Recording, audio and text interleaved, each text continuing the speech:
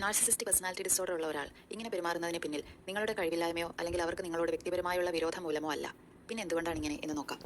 നാർസിസിസ്റ്റുകൾക്ക് മുതിർന്നു കഴിഞ്ഞാലും മറ്റൊരാളുടെ വിഷമം അല്ലെങ്കിൽ സാഹചര്യം അറിഞ്ഞു പെരുമാറാൻ സാധിക്കാറില്ല. ഒരു ഉദാഹരണം പറയാം. നിങ്ങൾക്കൊരു പനി വന്നെന്നിരിക്കട്ടെ. അവരൊന്നുകിൽ നിങ്ങളെ ജോലി ചെയ്യാൻ നിർബന്ധിക്കും, അല്ലെങ്കിൽ നിന്റെ സ്ഥാനത്ത് ഞാനായിരുന്നെങ്കിൽ മരുന്നെല്ലാം കഴിച്ച് ജോലിയെല്ലാം ചെയ്യും. എല്ലാവരും അങ്ങനെയാണ്.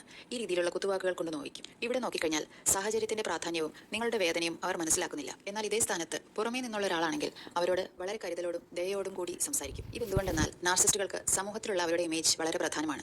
മറ്റുള്ളവരെല്ലാം അവരെ പുകഴ്ത്തണമെന്നും ബഹുമാനിക്കണമെന്നും ഉള്ളിന്റെ ഉള്ളിൽ അവർ ആഗ്രഹിക്കുന്നു.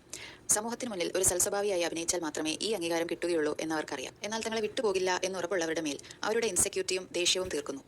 ഇതിലൂടെ ഞാനാണ് നിന്നേക്കാൾ പവർഫുൾ എന്നുള്ളവരുടെ മിഥ്യാധാരണ കൂടുതൽ ദൃഢമാക്കാനാണ് അവർ ശ്രമിക്കുന്നത്. പുറത്തുള്ളവരോട് വളരെ നന്നായി പെരുമാറുന്നതുകൊണ്ട് അവർ പ്രിയപ്പെട്ടവരെ മാനസികമായോ ശാരീരികമായോ ഉപദ്രവിക്കുന്നു എന്ന് പറഞ്ഞാൽ ആരും വിശ്വസിക്കുകയില്ല.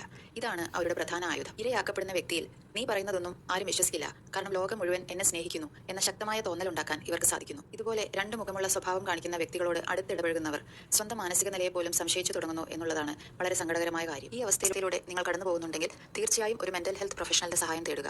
Take care. Thank you.